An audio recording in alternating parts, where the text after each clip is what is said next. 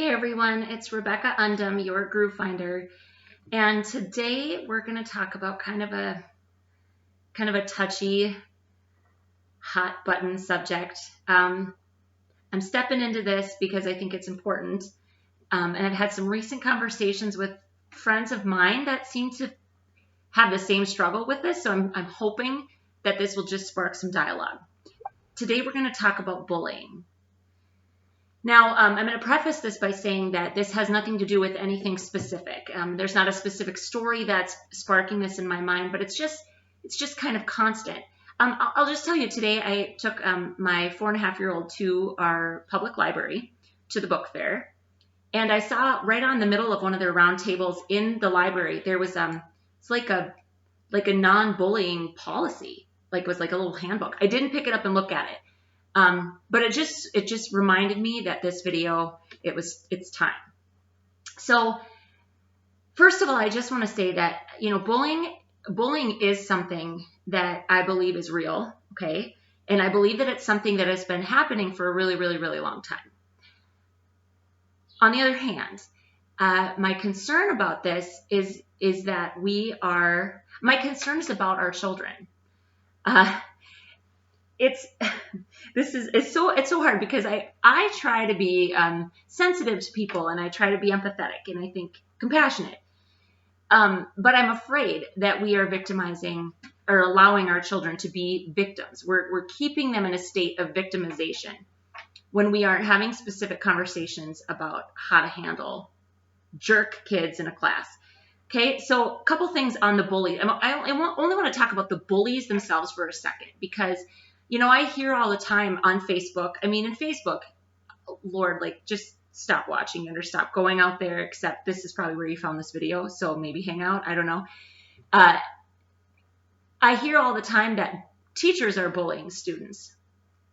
And that's when I start to question, are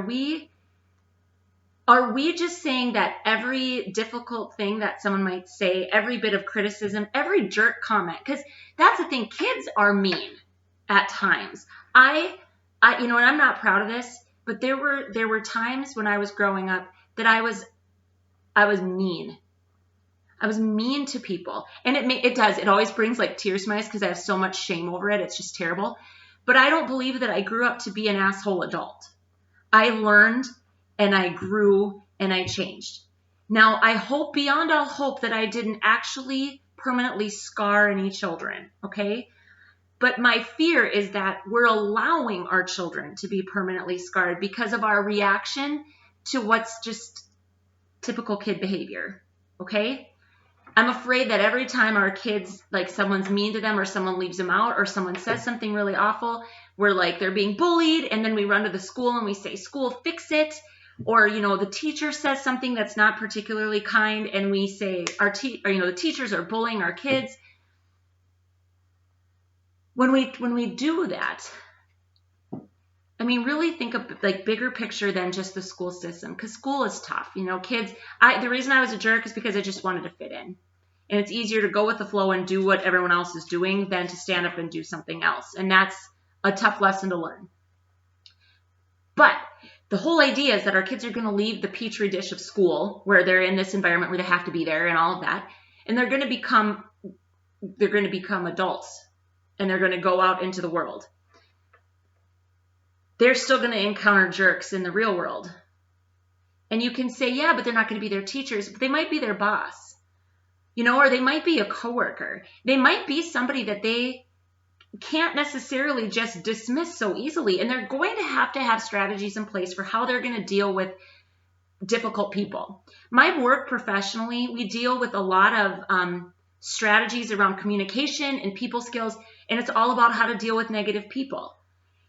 So my fear, and the reason I want to talk about this, is because I don't know that we're doing our children any favors when we play the bullying card every single time they get hurt. Because I gotta just tell you, the biggest lesson to learn is that getting hurt is a natural part of life. And if you're going to stand for anything, if you're going to be about anything, there's going to be a whole group of people that don't like you. And that is a given when you stand for something.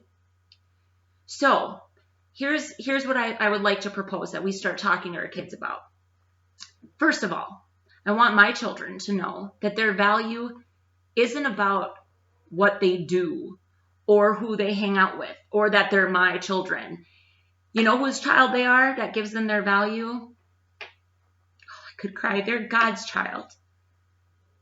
No other kid can influence that or take that away from them. They have value because they're a human being. Second thing, this is an Eleanor Roosevelt quote. I love it. It's that no one can make you feel inferior without your consent. So what other people say and do to our kids, the biggest thing I want them to do is come home and talk to me. I want them to have conversations with me about it, and I will remind them it doesn't really matter what that kid thinks. I know they're making your life a living hell right now, honey, but it doesn't matter. And to remind them, thirdly, that we don't get to change other people. And that's the other thing with like this kind of decision or this idea that we're going to run to the school and ask the school to fix it. The school can't fix other people either. A teacher can do their best to help a child that's kind of stuck in this mean and nasty cycle, which I just think, and I think sometimes it's phases. I think sometimes those kids are destined to be asshole adults. You know, it all depends.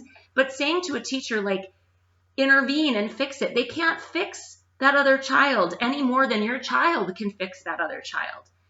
So it's so important to remind our kids that we aren't going to be in control of a lot of the things that happen to us. The world doesn't work like that. Stuff is going to happen to us. Bad, hurtful, hard things are going to happen to us. And what we need to help our kids understand is that it doesn't change who you are. And that you have to still live according to what you know is right. And when we're trying to mold our children, it's what we tell them is right? And eventually they get older and they kind of find their own way through that. But those three things are the things that I feel like we aren't talking about. And this whole this mindset that our children are victims, it's going to keep them in that mindset for the rest of their lives. And they're going to lead sad, unfulfilled, harder lives because of it. So I don't know. And again, like if you're listening to this and you're like, what a cold, heartless, ivory tower, throw in a good noun for me. That's what you're thinking. I want to hear about it because this is a real concern for me. And I love my own children so much, as you all do, but I also love the children in my community. And I want to help kids see that, that you can't let a jerk kid hold you back from being who you are. And like I said, maybe I'm off on this. Maybe it's not an epidemic and it's just in my head. Let me know. Let's start a conversation about this because this is important. This is such a life lesson for our kids to learn, and they can learn it as early as the first time someone says something hurtful to them. Okay, love ya. Hope you have a great day. Let me know what you think. This is an important one. Talk soon.